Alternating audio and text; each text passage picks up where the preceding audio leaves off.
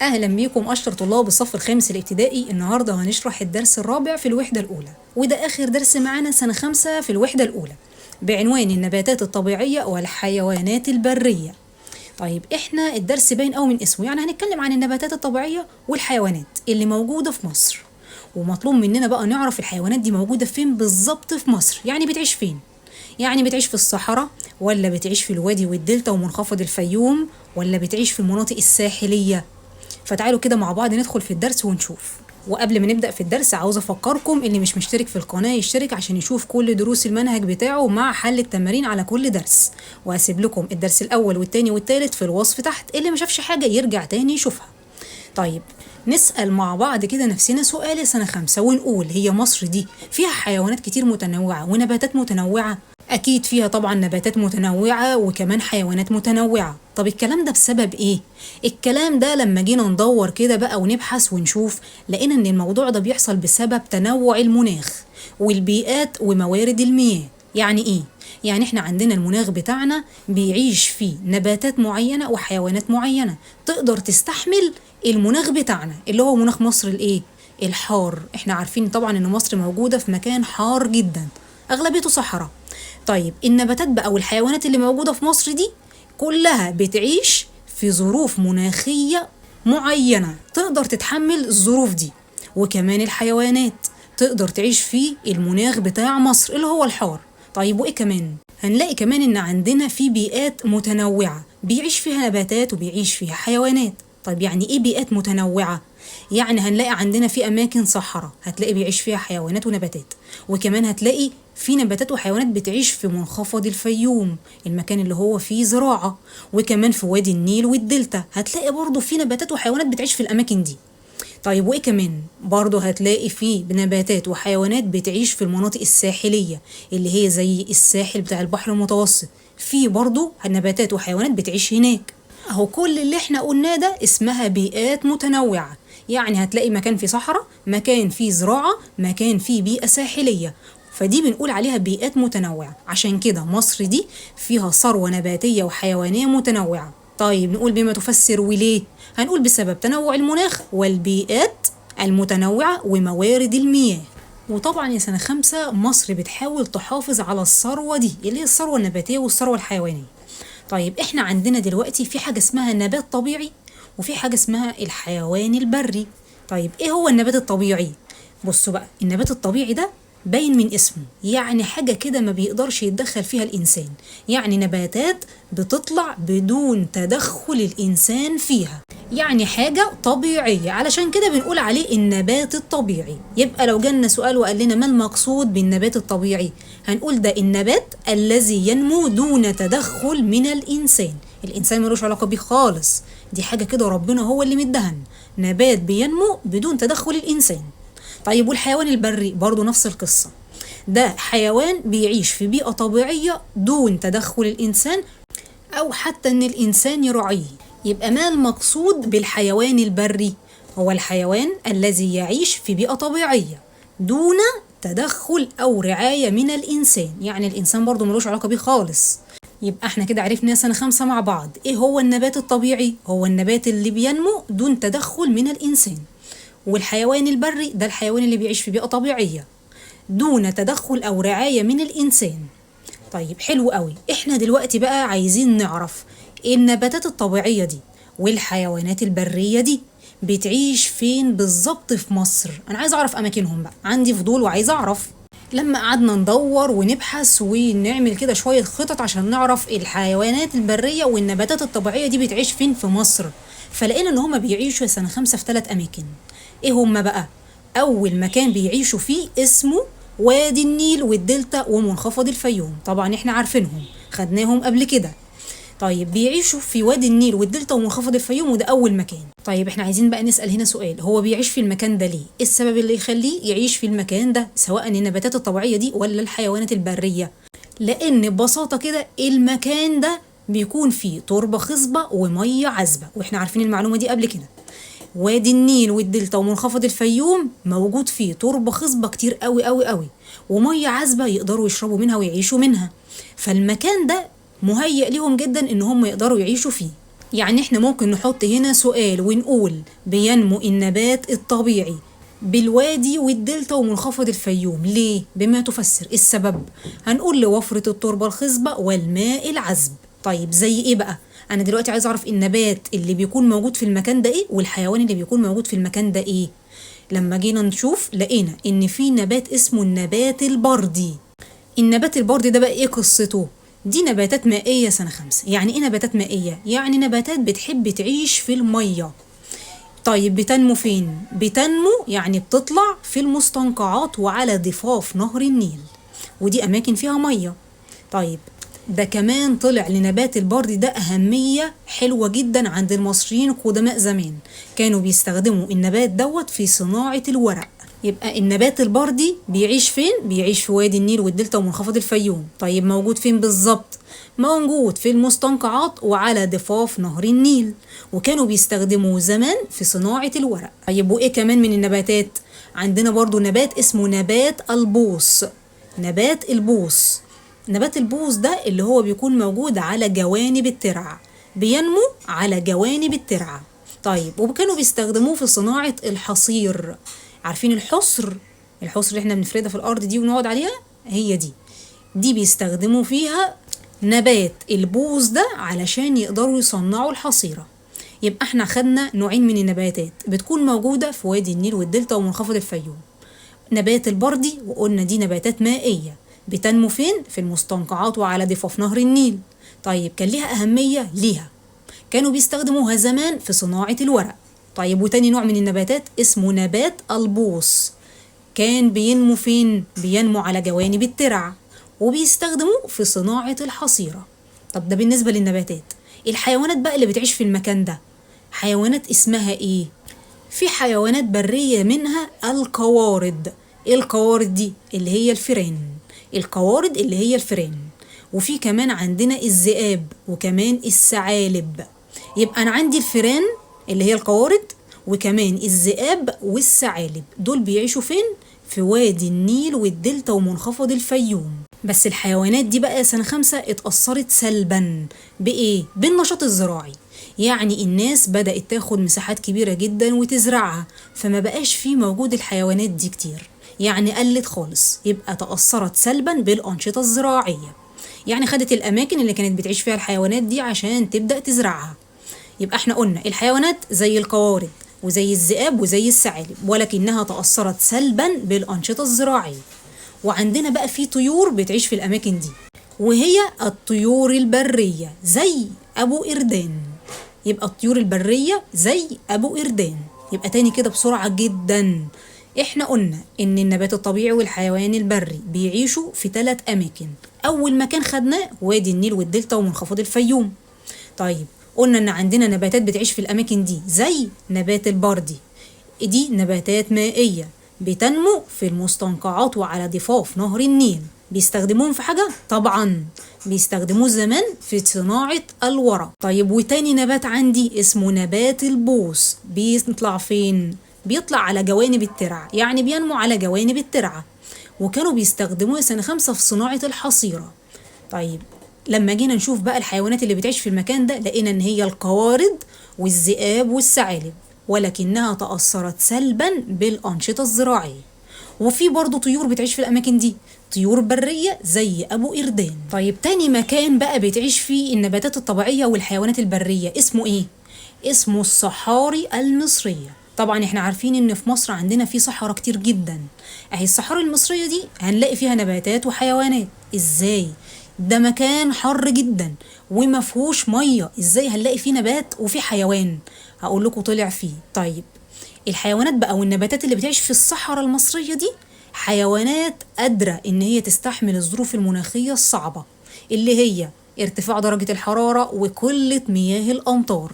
حد فيكم هنا بقى هيقول لي ازاي؟ انا مش عارف يعني ازاي نبات بيعيش في صحراء وبيفضل موجود وبيطلع وعايش كده وعادي الدنيا حلوة؟ اقول لكم لا، طلع فيه. طيب ايه الدليل؟ الدليل ان النباتات دي بيبقى جذورها سنة 5 طويلة قوي، يعني الجذور بتاعتها اللي موجودة في باطن الأرض طويلة جدا لدرجة إن هي واصلة للمياه الجوفية اللي موجودة في الأرض تحت. فعشان كده بتقدر ان هي تعيش في الصحراء المصرية بتاعتنا اللي هي درجة حرارتها عالية قوي والامطار فيها قليلة قوي. طيب عايزين نعرف دلوقتي النباتات دي اللي بتعيش في الصحراء زي ايه؟ اقول لكم زي النخيل. النخل طبعا احنا عارفين ان النخل بيستحمل الحرارة العالية قوي وبيستحمل قلة المطر، وبرضو التين الشوكي، وكمان نبات الصبار. يبقى النباتات الطبيعية اللي هي بتعيش في الصحاري المصرية دي نباتات بتقدر تستحمل الظروف المناخية الصعبة زي ارتفاع درجة الحرارة وقلة المطر. طيب الكلام ده لو جينا حطينا عليه سؤال وقلنا ازاي بيحصل، هقول من خلال جذوره الطويلة لتصل إلى المياه الجوفية. يعني النباتات ده جذورها طويلة قوي لدرجة إن هي واصلة للمية الجوفية اللي موجودة في باطن الأرض. وقلنا زي إيه بقى النباتات دي؟ زي النخيل، التين الشوكي، الصبار. طيب أما بقى الحيوانات اللي بتعيش في الصحاري المصرية دي حيوانات برضو قادرة إن هي تستحمل الظروف البيئية الصعبة.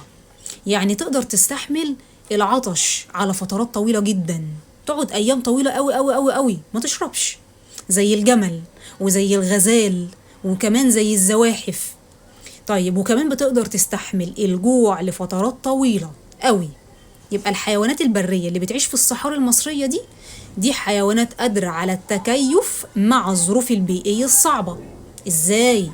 هنقول لأنها قادرة على تحمل الجوع والعطش. زي إيه طيب؟ زي الزواحف والغزلان والإبل اللي هي الجمال. يبقى تاني كده مع بعض بسرعة سنة 5 نقول تاني مكان بيعيش فيه النبات الطبيعي والحيوان البري.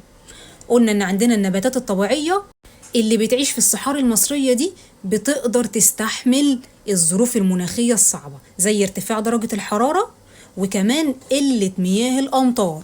طيب الكلام ده ازاي او من خلال ايه؟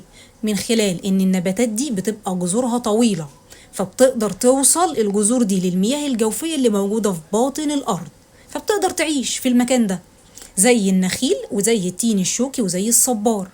طيب اما الحيوانات البرية هنا بتقدر ان هي تستحمل ظروف البيئة الصعبة دي اللي هي الصحاري المصرية، فبتقدر ان هي تستحمل فترة طويلة جدا من الجوع وفترة طويلة جدا من العطش. زي ايه بقى الحيوانات دي؟ زي الزواحف والغزلان والإبل اللي هي الجمال. طيب تالت مكان بقى معانا سنة 5 اسمها المناطق الساحلية، ودي آخر مكان بيعيش فيها النباتات الطبيعية والحيوانات البرية عندنا في مصر. يبقى تالت مكان اسمه ايه؟ المناطق الساحلية. وعاوز اقول لكم معلومة بسيطة خالص، ان الارض هنا في المناطق دي اللي هي المناطق الساحلية التربة فيها بتتميز شوية ان نسبة الاملاح بتكون عالية قوي فيها، يعني نسبة الاملاح بتكون مرتفعة. طيب الكلام دوت ليه عندي اثر؟ طبعا ده هنا بقى هيخلي النباتات الطبيعية تكون موجودة في المكان ده بس انواع معينة، يعني الانواع اللي بتستحمل ملوحة التربة، يعني التربة اللي هي فيها املاح عالية. طيب النباتات بقى اللي بتستحمل الاملاح العالية اللي في التربة دي زي ايه؟ زي عندنا النباتات المثمرة زي التين والزيتون، دي اسمها نباتات مثمرة زي التين والزيتون. طيب تاني حاجة اسمها النباتات الرعوية، ودي النباتات اللي بيسيبوا فيها الحيوانات تفضل بقى موجودة في المكان ده وتاكل من النباتات الصغيرة دي، عشان كده بنقول عليها ايه؟ النباتات الرعوية. ايه فايدتها؟ تصلح لرعي الحيوانات، يعني تقدر الحيوانات تقعد بقى في الأماكن دي وتاكل من النباتات الصغيرة دي اللي هي النباتات الرعوية. طيب تالت نوع عندي اسمها النباتات الشجيرية. يعني ايه؟ يعني اقدر ازرع فيها اشجار زي اشجار المانجروف، وده نوع من النباتات بيستحمل الاملاح الكتيرة قوي اللي بتبقى موجودة في التربة. يبقى عندنا المناطق الساحلية دي فيها ميزة ان ارتفاع الاملاح بتكون موجودة في التربة بتاعتها عالية قوي، نسبة الاملاح في التربة مرتفعة. طيب الكلام ده نتج عنه ايه؟ ان بقى عندي 3 انواع من النباتات. اول نوع اسمه النباتات المثمرة زي التين والزيتون. طيب تاني نوع اسمه النباتات الرعوية، ودي اللي بتصلح لرعي الحيوانات. تالت نوع اسمه النباتات الشجيرية زي اشجار المانجروف.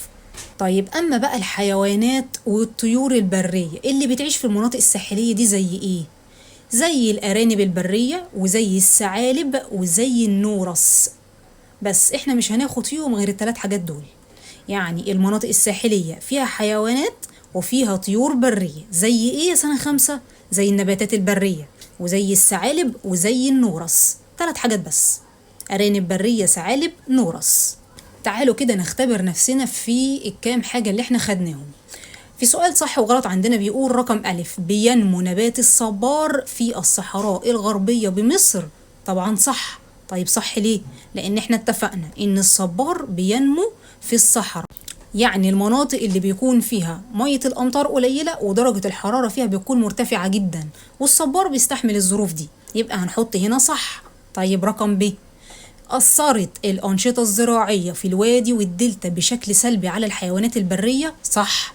احنا اتفقنا ان احنا كان عندنا 3 حاجات: القوارض اللي هي الفئران والذئاب والثعالب، والتلاتة دول كانوا موجودين فعلا في الوادي والدلتا ومنخفض الفيوم، ولكن بسبب النشاط الزراعي اتأثرت سلبا، يبقى هنحط هنا صح.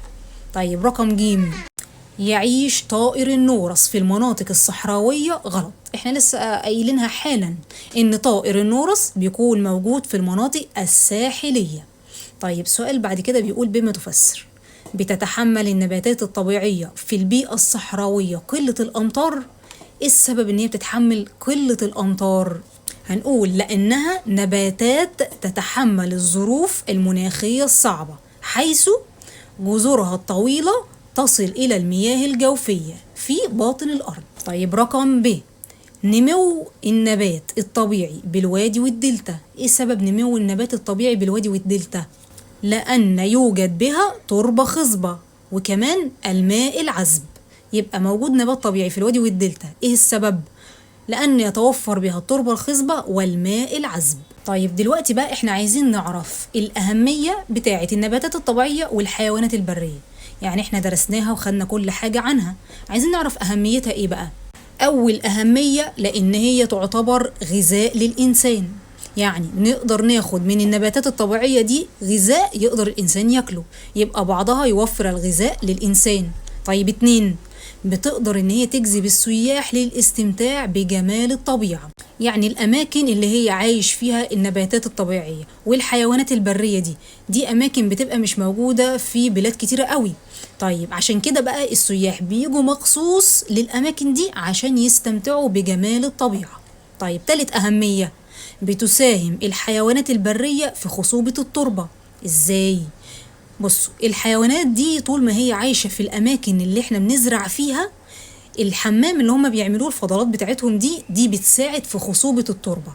يعني الفضلات دي اللي بتطلع منهم دي بيستخدموها الفلاحين في خصوبة التربة، يعني بيحطوها في التربة فبتخلي التربة خصبة أكتر، يعني صالحة للزراعة أكتر، فنقدر إن احنا نزرع بشكل أفضل. يبقى بتساهم الحيوانات البرية في خصوبة التربة. طيب 4 أهمية: بيستخدم النبات الطبيعي كغذاء ومأوى للحيوانات البرية، يعني احنا ساعات بنستخدم النبات ده إن هو يكون غذاء للحيوان وكمان مأوى ليه، يعني بيئة يقدر يقعد فيها ويعيش فيها. طيب 5 أهمية عندي: إن النبات الطبيعي بنستخدمه ساعات في صناعة الأدوية والعطور وكمان مستحضرات التجميل، يعني الحاجات اللي احنا بنجيبها دي عشان تفتح البشرة، وبنستخدم كمان زيوت معينة للشعر وحاجات ماسكات للوش. كل الحاجات دي احنا بنستخدمها من النبات الطبيعي، يعني النبات الطبيعي بيدخل في صناعة ايه؟ الأدوية والعطور ومستحضرات التجميل. يبقى أهمية النبات الطبيعي والحيوانات البرية 5 حاجات مهمين جدا. أول حاجة، بعضها بيوفر الغذاء للإنسان. طيب 2: بيجذب السياح للاستمتاع بجمال الطبيعة. 3: بتساهم الحيوانات البرية دي في خصوبة التربة. 4: بيستخدم النبات الطبيعي كغذاء ومأوى للحيوانات البرية، يعني بياكلوا منه وكمان يقدروا يعيشوا في المكان ده. طيب 5: بيدخل النبات الطبيعي ده في صناعة الأدوية والعطور ومستحضرات التجميل. طيب احنا بعد ما خدنا الأهمية بتاعة النباتات الطبيعية والحيوانات البرية، في عندنا حاجة مهمة أوي لازم نعرفها: إن النباتات دي والحيوانات دي في حاجات بتواجههم بتكون خطر عليهم أوي، يعني في خطورة عليهم، مهددة بشوية أخطار. الأخطار دي سنة 5 ممكن تأثر لي على حاجة اسمها التوازن البيئي. طيب تعالوا الأول نعرف يعني إيه التوازن البيئي، بعد كده ناخد الأخطار. التوازن البيئي إيه المقصود بيه؟ إحنا دلوقتي هنفرض إن إحنا عندنا حتة أرض، والأرض دي موجود عليها نباتات طبيعية وكمان حيوانات برية. طيب دلوقتي عندنا أرض أهي، يعني مكان عايشين عليه، عايش عليه النباتات وعايش عليه الحيوانات. المكان ده علشان يفضل البيئة دي موجودة، يعني المكان ده يفضل موجود ومستمر الحياة عليه، لازم يحصل ايه؟ لازم يحصل تفاعل الكائنات الحية اللي موجودة عليه كلها مع بعض، بس بطريقة صحية تقدر تحافظ على استمرار الحياة دي. يبقى التوازن البيئي المقصود بإيه؟ هو تفاعل الكائنات الحية، يعني النباتات والطيور والحيوانات كلهم يتفاعلوا مع بعض. يتفاعلوا إيه بقى؟ مع البيئة المحيطة. البيئة اللي هم عايشين فيها بطريقة، خدوا بالكم بقى، بطريقة تحافظ على استمرارها واستقرارها. يعني مطلوب مننا كل الكائنات الحية اللي عايشة على البيئة دي تقدر ان هي تتفاعل مع بعض، لكن بطريقة نحافظ بيها على استمرار الحياة واستقرارها، يعني تفضل شغالة، تفضل دايما. يبقى تاني، ما المقصود بالتوازن البيئي؟ هو تفاعل الكائنات الحية مع البيئة المحيطة بطريقة تحافظ على استمرارها واستقرارها. دلوقتي بقى عايزين ناخد الأخطار اللي بتتعرض لها النباتات الطبيعية دي وكمان الحيوانات البرية. يعني في حاجات بتواجههم بتبقى خطر عليهم. هم ايه؟ 5 حاجات عندنا. أول حاجة زي التغير المناخي. التغيير المناخي اللي بيحصل مرة واحدة ده بيأثر على ايه بقى؟ بيأثر على مصادر الغذاء للنباتات والحيوانات. يعني لو حصل فيضان وغرق الأراضي اللي هم عايشين فيها، أول حاجة النبات هيموت، تاني حاجة كمان الحيوان مش هيلاقي أي أكل يقدر ياكله من الأرض، وممكن كمان يموت.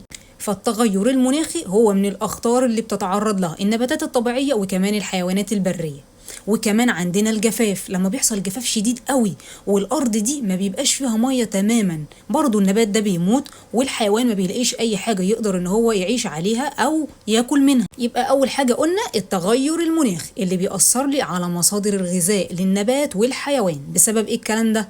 بسبب إن بيحصل جفاف وبيحصل فيضان. طيب تاني حاجة بتأثر لي على النبات والحيوان هو الرعي الجائر. إيه الرعي الجائر ده؟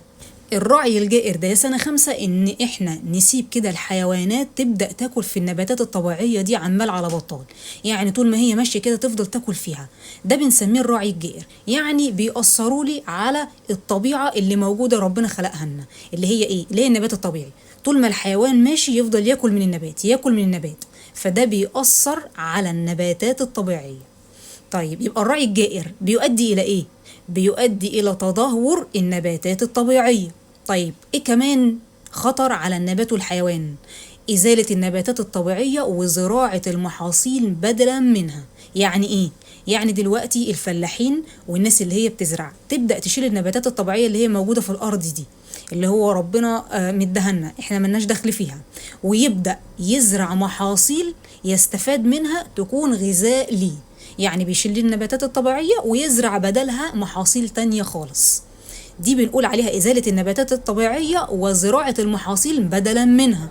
طيب إيه كمان؟ عندنا الصيد الجائر. إيه بقى الصيد الجائر ده؟ إن إحنا نفضل نصطاد الحيوانات بطريقة كتير قوي قوي قوي، فيؤدي إلى إيه؟ يؤدي إلى انقراضها أو اختفائها، يعني تبدأ تقل تقل تقل لحد ما تبقاش موجودة تماما. ده اسمه الصيد الجائر. بيؤدي إلى بقى الصيد الجائر؟ بيؤدي إلى انقراض الحيوانات البرية، يعني اختفاء الحيوانات البرية. طيب آخر حاجة عندنا في الأخطار هو التوسع العمراني. يعني الناس تبدأ تشيل الأماكن اللي فيها نباتات طبيعية وحيوانات برية دي وتبني عليها، تبدأ تعمل مباني عشان تعيش فيها، تبدأ تعمل بيوت، عماير، أيا كان، تبدأ إن هي تبني بس على الأماكن دي. ويبدأ هنا الحيوانات البرية والنباتات الطبيعية برضو تتأثر وتتعرض للأخطار. يبقى احنا عندنا الأخطار اللي بيتعرض لها النباتات والحيوانات 5 حاجات. أول حاجة التغيير المناخي، ده اللي بيأثر لي على مصادر الغذاء للنباتات والحيوانات. بسبب إيه؟ بسبب الجفاف والفيضانات. طيب 2 الرعي الجائر اللي بيؤدي إلى تدهور النباتات الطبيعية. طيب إيه كمان؟ إزالة النباتات وزراعة محاصيل بدلا منها. طيب 4، الصيد الجائر اللي بيؤدي إلى إيه؟ بيؤدي إلى انقراض الحيوانات البرية. 5 حاجة ودي آخر حاجة، التوسع العمراني. طيب يا سنة 5، إحنا خدنا الأخطار اللي بتواجه النبات والحيوان. إحنا دلوقتي عرفنا إن إحنا عندنا مشاكل، مش نبدأ بقى نحلها. أهو ده بالظبط اللي حصل. الدولة قالت لأ، إحنا لازم ناخد شوية قرارات عشان نحمي النباتات الطبيعية دي وكمان الحيوانات البرية. طب هتعملي إيه؟ هتعملي إيه يا دولة؟ قالت لك إحنا المفروض وواجب علينا إن إحنا نبدأ نحط شوية خطط عشان نحمي الحياة الطبيعية اللي هي للنباتات وكمان للحيوانات. طيب فالدولة هنا قالت إن إحنا النباتات الطبيعية والحيوانات البرية دي جزء من التنوع البيولوجي. نقف بقى هنا وقفة. إيه هو التنوع البيولوجي دي عشان إحنا مش فاهمين؟ التنوع البيولوجي ده سنة 5 هي تنوع الحياة النباتية والحيوانية على كوكب الأرض. يعني إيه؟ يعني المقصود بكلمة التنوع البيولوجي دي هي خاصة بحياة النباتات وحياة الحيوانات على الكوكب اللي احنا عايشين عليه. يعني خصوصيتهم كده، النباتات دي متنوعة، في نباتات كتير قوي، وبرضو الحيوانات متنوعة، اهي حياتهم دي على الكوكب اسمها التنوع البيولوجي. حلو كده، اتفقنا؟ سهلة. يبقى التنوع البيولوجي هو ايه؟ هو تنوع الحياة النباتية والحيوانية على كوكب الأرض. فالدولة قالت بقى ان احنا واجب علينا ان احنا نحميها ونحافظ على التوازن البيئي. عشان كده عملت شوية جهود. ايه هما؟ 3 حاجات. اول حاجة خدتها الدولة هي اصدار القوانين التي تجرم. يعني ايه تجرم؟ يعني تمنع الصيد او الرعي الجائر، ولا هتصطادوا تاني بالشكل ده ولا هتعملوا رعي جائر، علشان نقدر نحمي الحياة الطبيعية دي، البيئة الطبيعية دي، ونحافظ على النبات والحيوان. يبقى حلو قوي. أول حاجة إصدار القوانين التي تجرم الرعي أو الصيد الجائر. طيب إيه تاني؟ تاني حاجة نشر الوعي بين المواطنين بأهمية التنوع البيولوجي وضرورة الحفاظ عليه. يعني هتبدأ بقى هنا تفهم الناس والمواطنين اللي موجودين في الدولة بأهمية التنوع البيولوجي، بأهمية حياة النباتات دي وحياة الحيوانات، قد ايه هي مهمة عشان نقدر نحافظ على البيئة الطبيعية دي. يبقى هتزود الوعي لدى المواطنين. حلو جدا. طيب 3 حاجة، إنشاء المحميات الطبيعية. هتبدأ بقى تعمل محميات طبيعية. ايه هي محميات طبيعية دي سنة 5؟ ده مكان بيكون محطوط فيه نباتات أو حيوانات، فبنقول عليه محمية طبيعية. طيب هو احنا بنعمل المحمية الطبيعية دي ليه؟ بنعمله علشان ما يحصلش انقراض لأي حيوان أو أي نبات. يعني بنحافظ ان ما يحصلش اختفاء لأي نبات أو أي حيوان على الأرض. يبقى إنشاء المحميات الطبيعية لحماية النباتات وكمان الحيوانات من ايه؟ من الانقراض، يعني ما يختفوش ابدا، نحافظ عليهم. يبقى تاني كده، جهود الدولة لحماية النباتات الطبيعية والحيوانات البرية. رقم 1 إصدار القوانين التي تجرم، يعني تمنع الرعي أو الصيد الجائر. 2 نشر الوعي بين المواطنين بأهمية التنوع البيولوجي وضرورة الحفاظ عليه. 3 إنشاء المحميات الطبيعية لحماية النباتات الطبيعية والحيوانات البرية من إيه؟ من الانقراض، يعني مش عايزينهم يختفوا. طيب إحنا كده خدنا إيه؟ خدنا المشكلات اللي بتواجه النبات والحيوان، وكمان خدنا جهود الدولة علشان تحل المشكلات دي. عندنا تحت بقى بيقولك إيه المقصود بالتنوع البيولوجي اللي إحنا لسه قايلينه؟ هو تنوع الحياة النباتية والحيوانية على كوكب الأرض. طيب إيه برضو المقصود بالمحمية الطبيعية؟ دي مساحة من الأرض أو المياه بها نباتات أو حيوانات أو أسماك، أي حاجة تكون كائنات حية عايشة يعني في المكان، وتكون نادرة، يعني أنواع نادرة جدا، وكمان تكون مهددة بالانقراض. فبنجمعها ونحطها فين؟ في محمية طبيعية عشان نحافظ عليها إن هي ما تنقرضش. وبكده بقى سنة 5 نتبسط مع بعض ونقول إن احنا خلصنا الدرس الرابع، يعني آخر درس في الوحدة الأولى عندنا. هسيب لكم ال3 دروس الأولانيين، الدرس الأول والتاني والتالت في الوصف تحت، أي حد ما شافش حاجة منهم يدخل ويشوفهم. وطبعا ما تنسوش هننزل فيديو تدريبات على الدرس ده عشان تحلوه والمعلومات تثبت في دماغكم، وهنعمل مراجعة على الوحدة الأولى كاملة، استنوها، أشوفكم في فيديو المراجعة.